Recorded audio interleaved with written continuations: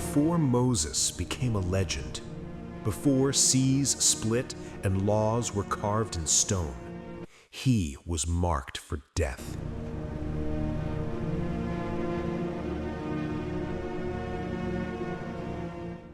Egypt was the greatest empire on earth. Its cities were massive, its armies unstoppable, its wealth built on slaves. The Israelites. They worked the land, they built the cities, they carried stones until their bodies broke, and they kept growing. Pharaoh saw their numbers, and he felt fear. So he made a decision that chilled the nation. Every Hebrew baby boy must die. Not imprisoned, not exiled, thrown into the Nile. Mothers hid pregnancies, homes went silent, hope felt illegal. But one woman refused to accept that this was the end. She gave birth to a son and hid him for 3 months. Every cry risked his life.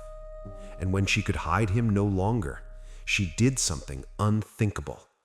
She placed her baby in a basket, sealed it, and set it afloat on the Nile. Not to kill him, but to trust God with him.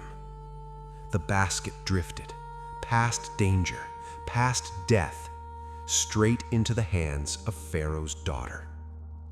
A princess of Egypt opened the basket. She knew immediately this was a Hebrew child, and still she kept him. She named him Moses, drawn out of the water.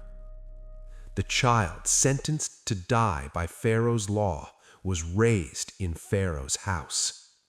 Moses grew up with power, education, privilege, but he never forgot who he was. And one day, he saw an Egyptian beating a Hebrew slave. Something snapped. Moses killed the Egyptian and buried him in the sand. He thought no one saw. He was wrong.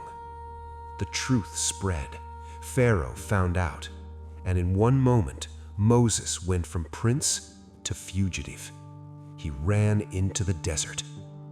40 years passed.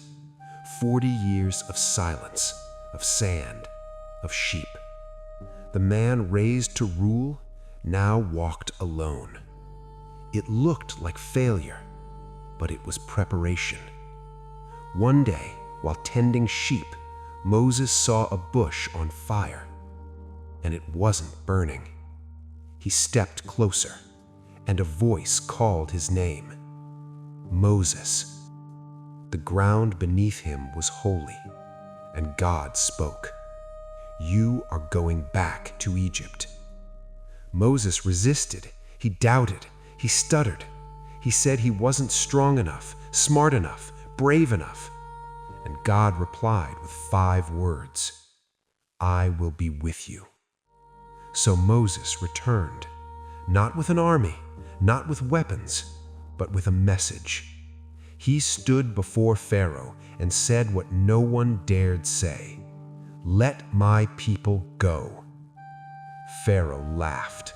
Who was this shepherd to challenge a king? So God answered pride with power.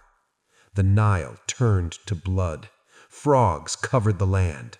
Darkness swallowed Egypt. Plague after plague, each one a message. Egypt's gods were nothing. Still, Pharaoh refused, until the final night. After that, Egypt broke. Pharaoh ordered the Israelites to leave. Hundreds of thousands walked out of slavery. But Pharaoh changed his mind. He sent his army after them. The Israelites reached the Red Sea, water in front, soldiers behind, no escape. People panicked. They blamed Moses, and Moses stood still. He raised his staff, and the sea split. Walls of water rose on both sides. dry ground beneath their feet. They walked through. When the Egyptian army followed, the waters collapsed. Slavery ended in a moment. Moses led the people into the wilderness, not into comfort, but into testing, hunger, thirst, doubt.